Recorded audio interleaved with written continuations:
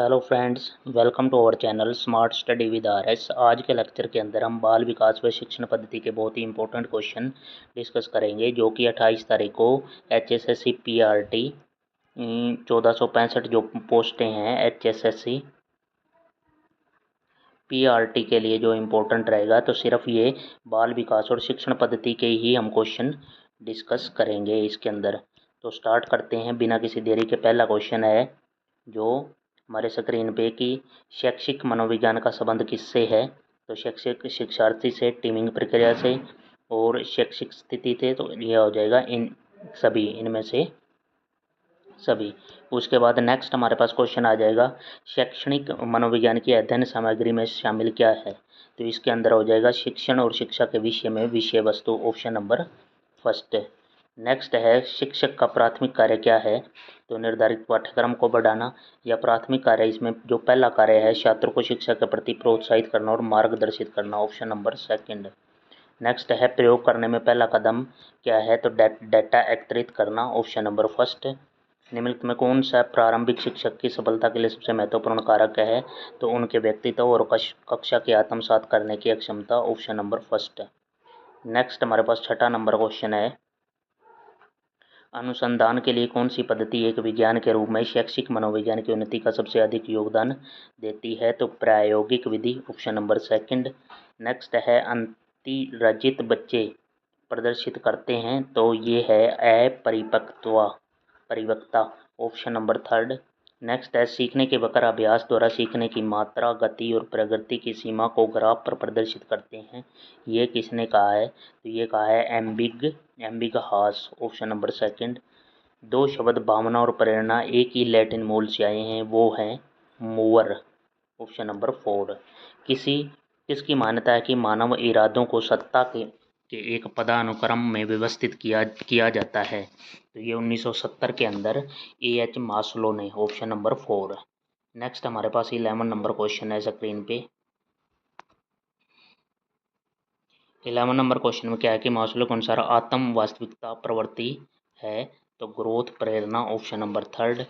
एक जवान औरत का एक धार्मिक कार्यकर्ता के रूप में अपने आप को समर्पित करना एक मजबूत उदाहरण है सामाजिक उद्देश्य का, ऑप्शन नंबर सेकंड। नेक्स्ट है मोटिव या प्रयोजन संबंधित है व्यवहार के अनुमानित, ऑप्शन नंबर फर्स्ट। नेक्स्ट हमारे पास है सफलता की जरूरत, सफलता की उम्मीद और सफलता का प्रोत्साहन मूल्य एक तीन प्रेरक कारक हैं जो कि उनकी ताकत का निर्धारण करते हैं उपलब्धि की आवश्यकता का, ऑप्शन नंबर फोर। मानसिक रूप से बीमार व्यक्ति का व्यवहार प्रभावित होता है सचेत उद्देश्य से, ऑप्शन नंबर फर्स्ट। नेक्स्ट हमारे पास है सेकंड, अगले पेपर में जो आए हुए हैं बाल विकास और शिक्षण पद्धति के अगले में हैं। आप अपनी कक्षा में पाते हैं कि कुछ छात्र किसी विषय को अपने पिछले ज्ञान में के विस्तृत अंतर के कारण समझ नहीं सकते, तो आप क्या करेंगे। तो इसमें आपका फर्स्ट ऑप्शन ही सही हो जाएगा कि आप उनकी मदद करने के लिए अतिरिक्त कक्षाओं का व्यवस्था करेंगे, ऑप्शन नंबर फर्स्ट। नेक्स्ट है निम्नलिखित में कौन सा थॉर्नडाइक के अधिगम के प्राथमिक नियमों में शामिल नहीं है। तो स्थानांतरण का नियम, ऑप्शन नंबर थर्ड। राज अपने एकांत में किए गए कार्य को साझा करने के लिए एकदम तैयार नहीं है, ये दर्शाता है कि वह अस्वीकृत बच्चा है, ऑप्शन नंबर सेकंड। नेक्स्ट है किस चरण में शारीरिक वृद्धि तेजी से होती है। तो प्रारंभिक बचपन, ऑप्शन नंबर फर्स्ट। नैतिक विकास को प्रभावित करने वाला मनोवैज्ञानिक कौन है। तो पांचवें का हम ऑप्शन देखते हैं, यहाँ पे सही हो जाएगा तीसरा। तो ये है पियाजे का, ऑप्शन नंबर थर्ड। वर्ग अध्यापन में समूह गतिविधि का उद्देश्य क्या है। सीखने में अधिकतर बच्चों को भाग लेने के लिए, ऑप्शन नंबर सेकंड। नेक्स्ट है कौन सा सिद्धांत बताता है कि सर्वश्रेष्ठ शिक्षा वह होती है जब एक शिक्षक छात्र के रुचि को जगाने में सफल होता है। तो ये है प्रेरणा का सिद्धांत, ऑप्शन नंबर फर्स्ट। स्कूल में दिन की शुरुआत करने के लिए निम्नलिखित में कौन सा सबसे कम उपयुक्त गतिविधि हो सकती है। तो पहेली, ऑप्शन नंबर फर्स्ट। एक 7 वर्ष का छात्र कक्षा के स्तर के अनुसार नहीं पढ़ पा रहा, तो शिक्षक को चाहिए, तो यहाँ पे अध्यापक जो है विशेषज्ञ सहायता के कारण जानने का प्रयास करेंगे, ऑप्शन नंबर फोर। नेक्स्ट हमारे पास क्वेश्चन आ गया 10वां नंबर क्वेश्चन। 10वें नंबर क्वेश्चन में क्या है कि निम्नलिखित कथन दे रखे हैं, यहाँ पे कौन सा कथन विकास के बारे में सही नहीं है। तो विकास उत्तेजना द्वारा सहायता प्राप्त नहीं है, यहाँ पे ऑप्शन नंबर सेकंड जो है ये गलत है। नेक्स्ट है अनुकूलित अनुक्रिया सिद्धांत किसके अनुकूल पर बल देता है, तो अभिप्रेरणा, ऑप्शन नंबर 4। कौन सा विकास कार्य बाल्यावस्था के लिए उपयुक्त नहीं है, एक मर्दाना या स्त्री की सामाजिक भूमिका को प्राप्त करना, ऑप्शन नंबर सेकंड। नेक्स्ट बच्चों की शैक्षणिक उपलब्धि के स्तर का सबसे अविश्वसनीय भविष्यवाणी कौन सी है, तो बच्चे की ऊंचाई, यहाँ पे हो जाएगा बच्चे की ऊंचाई और वजन, ऑप्शन नंबर 4। कौन सी लड़कपन की विशेषता नहीं है, तो ये हो जाएगा प्लेज, ऑप्शन नंबर 4।